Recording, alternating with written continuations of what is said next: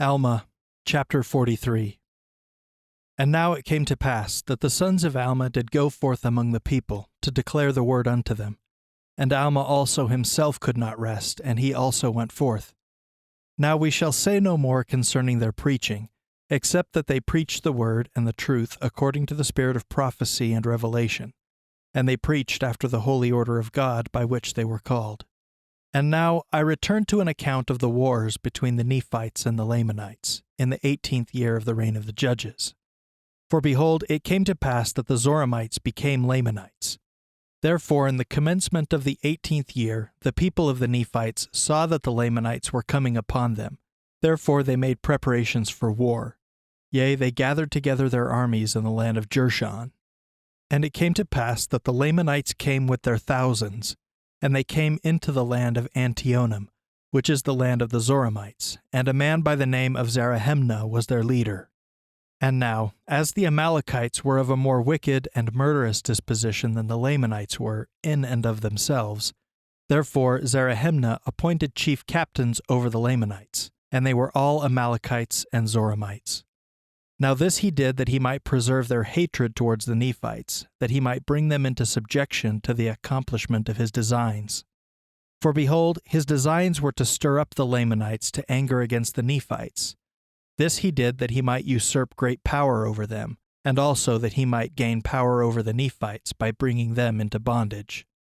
And now the design of the Nephites was to support their lands, and their houses, and their wives, and their children, that they might preserve them from the hands of their enemies, and also that they might preserve their rights and their privileges, yea, and also their liberty, that they might worship God according to their desires. For they knew that if they should fall into the hands of the Lamanites, that whosoever should worship God in spirit and in truth, the true and the living God, the Lamanites would destroy. Yea, and they also knew the extreme hatred of the Lamanites towards their brethren, who were the people of Anti-Nephi-Lehi, who were called the people of Ammon. And they would not take up arms, yea, they had entered into a covenant, and they would not break it. Therefore, if they should fall into the hands of the Lamanites, they would be destroyed. And the Nephites would not suffer that they should be destroyed. Therefore they gave them lands for their inheritance. And the people of Ammon did give unto the Nephites a large portion of their substance to support their armies. And thus the Nephites were compelled alone to withstand against the Lamanites, who were a compound of Laman and Lemuel, and the sons of Ishmael, and all those who had descended from the Nephites, who were Amalekites and Zoramites, and the descendants of the priests of Noah. Now those descendants were as numerous nearly as were the Nephites, and thus the Nephites were obliged to contend with their brethren, even unto bloodshed. And it came to pass, as the armies of the Lamanites had gathered together in the land of Antionum, behold, the armies of the Nephites were prepared to meet them in the land of Jershon. Now the leader of the Nephites, or the man who had been appointed to be the chief captain over the Nephites, now the chief captain took the command of all the armies of the Nephites, and his name was Moroni. And Moroni took all the command, and the government of their wars, and he was only 25 years old when he was appointed chief captain over the armies of the Nephites. And it came to pass that he met the Lamanites in the borders of Jershon, and his people were armed with swords, and with scimitars, and all manner of weapons of war. And when the armies of the Lamanites saw that the people of Nephi, or that Moroni, had prepared his people with breastplates and with arm shields, yea, and also shields to defend their heads, and also they were dressed with thick clothing. Now the army of Zarahemnah was not prepared with any such thing. They had only their swords and their scimitars, their bows and their arrows, their stones and their slings, and they were naked, save it were a skin which was girded about their loins. Yea, all were naked, save it were the Zoramites and the Amalekites. But they were not armed with breastplates nor shields.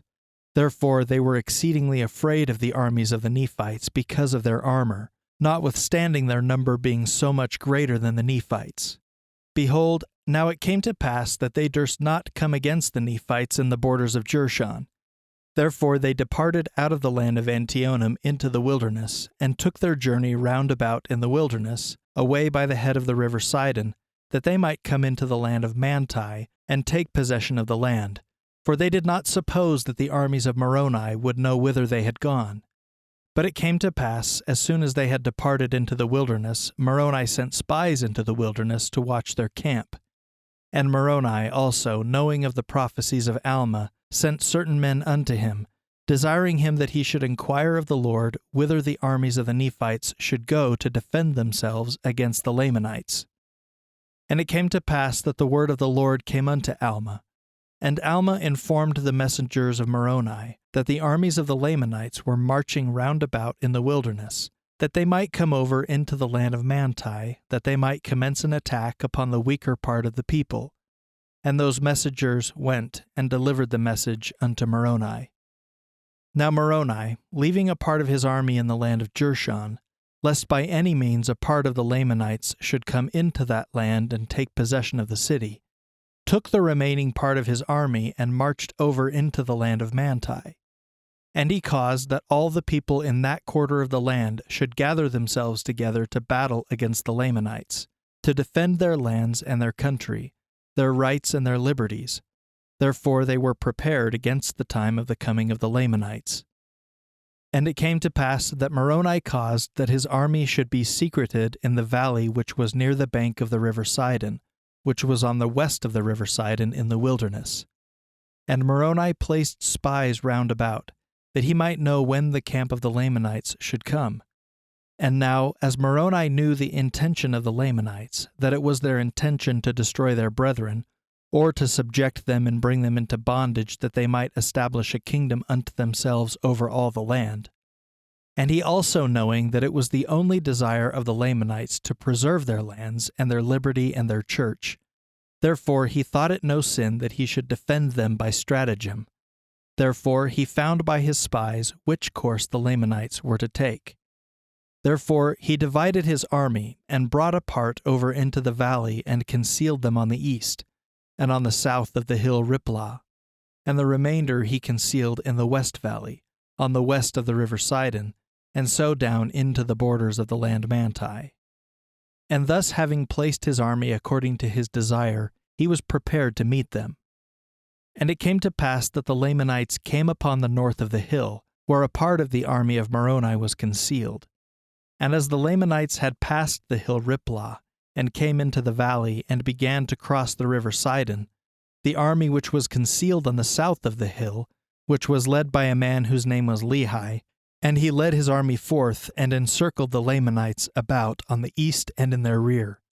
And it came to pass that the Lamanites, when they saw the Nephites coming upon them in their rear, turned them about and began to contend with the army of Lehi. And the work of death commenced on both sides. But it was more dreadful on the part of the Lamanites, for their nakedness was exposed to the heavy blows of the Nephites with their swords and their scimitars, which brought death almost at every stroke. While on the other hand there was now and then a man fell among the Nephites by their swords and the loss of blood, they being shielded from the more vital parts of the body, or the more vital parts of the body being shielded from the strokes of the Lamanites by their breastplates and their arm shields and their headplates. And thus the Nephites did carry on the work of death among the Lamanites. And it came to pass that the Lamanites became frightened because of the great destruction among them, even until they began to flee towards the river Sidon. And they were pursued by Lehi and his men, and they were driven by Lehi into the waters of Sidon, and they crossed the waters of Sidon. And Lehi retained his armies upon the bank of the river Sidon, that they should not cross. And it came to pass that Moroni and his army met the Lamanites in the valley, on the other side of the river Sidon, and began to fall upon them and to slay them. And the Lamanites did flee again before them towards the land of Manti, and they were again met by the armies of Moroni. Now in this case the Lamanites did fight exceedingly. Yea, never had the Lamanites been known to fight with such exceedingly great strength and courage. No, not even from the beginning. And they were inspired by the Zoramites and the Amalekites, who were their chief captains and leaders, and by Zarahemnah, who was their chief captain, or their chief leader and commander. Yea, they did fight like dragons, and many of the Nephites were slain by their hands. Yea, for they did smite in two many of their headplates, and they did pierce many of their breastplates, and they did smite off many of their arms. And thus the Lamanites did smite in their fierce anger. Nevertheless, the Nephites were inspired by a better cause, for they were not fighting for monarchy nor power, but they were fighting for their homes and their liberties, their wives and their children and their all, yea, for their rights of worship and their church. And they were doing that which they felt was the duty which they owed to their God. For the Lord had said unto them, and also unto their fathers, that, inasmuch as ye are not guilty of the first offense, neither the second, ye shall not suffer yourselves to be slain by the hands of your enemies. And again, the Lord has said that ye shall defend your families even unto bloodshed. Therefore, for this cause were the Nephites contending with the Lamanites, to defend themselves and their families and their lands, their country and their rights and their religion. And it came to pass that when the men of Moroni saw the fierceness and the anger of the Lamanites, they were about to shrink and flee from them. And Moroni, perceiving their intent, sent forth and inspired their hearts with these thoughts, yea, the thoughts of their lands, their liberty, yea, their freedom from bondage. And it came to pass that they turned upon the Lamanites, and they cried with one voice unto the Lord their God for their liberty and their freedom from bondage. And they began to stand against the Lamanites with power. And in that selfsame hour that they cried unto the Lord for their freedom, the Lamanites began to flee before them, and they fled even to the waters of Sidon. Now the Lamanites were more numerous, yea, by more than double the number of the Nephites. Nevertheless, they were driven insomuch that they were gathered together in one body in the valley, upon the bank by the river Sidon. Therefore the armies of Moroni encircled them about, yea, even on both sides of the river. For behold, on the east were the men of Lehi. Therefore when Zarahemnah saw the men of Lehi on the east of the river Sidon, and the armies of Moroni on the west of the river Sidon, that they were encircled about by the Nephites, they were struck with terror. Now Moroni, when he saw their terror, commanded his men that they should stop shedding their blood.